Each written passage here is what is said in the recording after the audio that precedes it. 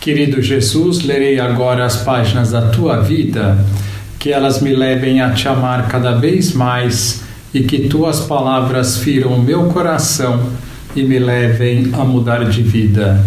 O Evangelho de hoje é o Evangelho de São Lucas, capítulo 9, versículos 43 a 45.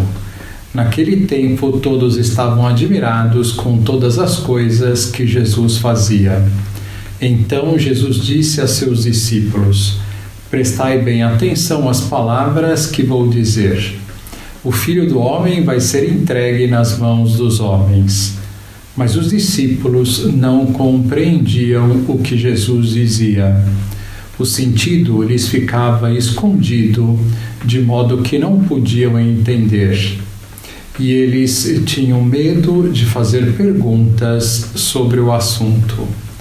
Palavra da salvação, glória a vós, Senhor.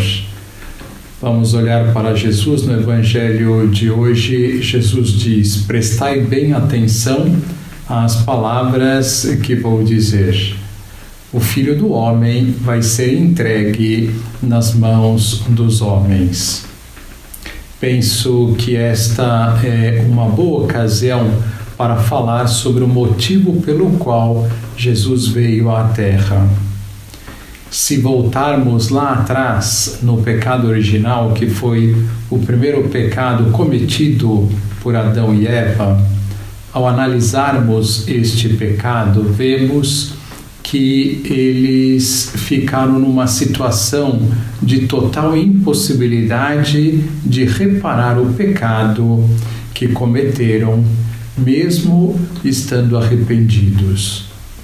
Isto é assim, pois a gravidade do pecado é proporcional à dignidade de quem é ofendido.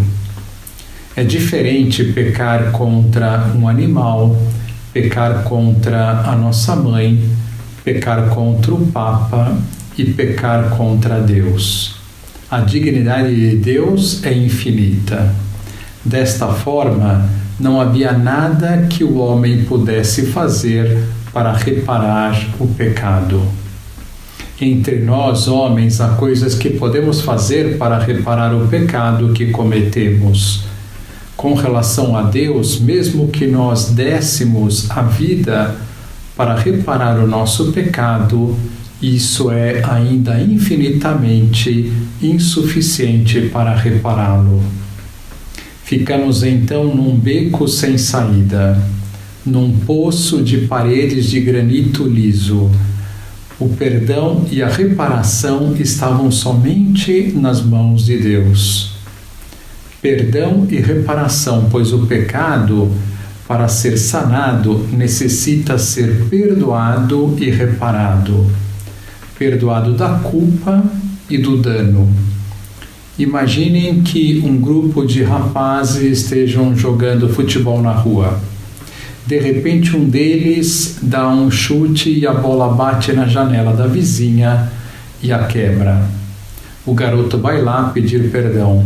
A vizinha aceita, mas lhe diz que deve pagar o vidro que quebrou. Da mesma forma, o pecado sempre causa um dano, uma mancha na alma, um desvio da nossa natureza que deve estar direcionada para o norte do bem. O pecado desvia deste norte. Para de alguma forma os homens fazerem algo, Deus estabeleceu o sacrifício do Cordeiro no Antigo Testamento. Para que o homem não tivesse que dar a sua vida, o Cordeiro o substituía. Os pecados eram passados ao Cordeiro e ele era sacrificado, derramando o seu sangue. Nesta situação de beco sem saída, a única saída era Deus nos perdoar da culpa e não exigir a reparação. Foi o que Deus decidiu fazer, já que o amor que tem por nós é infinito. Porém, Deus poderia fazer isso de várias maneiras. Deus poderia somente de palavra perdoar-nos da culpa e do dano causado pelo pecado. No entanto, por um amor imenso e para percebermos a gravidade do pecado, Deus decidiu vir à Terra, assumir a nossa natureza e morrer na cruz para nos salvar. Assumindo a nossa natureza, poderia representar todos os homens, assumir todos os pecados da humanidade e sofrer.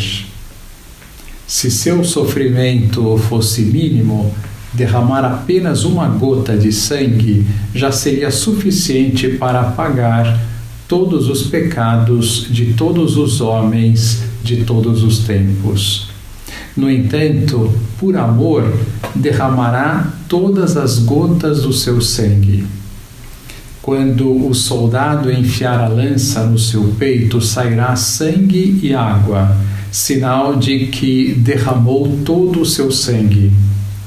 Sofrendo toda a sua paixão e morrendo na cruz, mostrará todo o seu amor por nós e toda a gravidade do pecado que leva à morte de Deus. Por isso, Jesus diz hoje no Evangelho que será entregue nas mãos dos homens. Que lição nós podemos tirar do Evangelho de hoje? Jesus, no alto da cruz, deixando-se crucificar pela sua criatura, está nos dizendo: olha quanto eu vos amo, olha até que ponto chegou o meu amor por vós. Como temos retribuído este amor de Deus? São José Maria dizia: amor com amor se paga.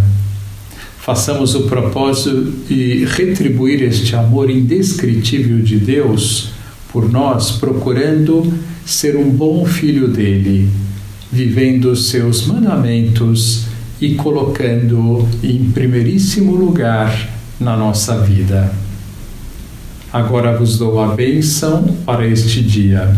A bênção de Deus Todo-Poderoso, Pai, Filho e Espírito Santo, esteja sempre convosco e permaneça para sempre. Amém.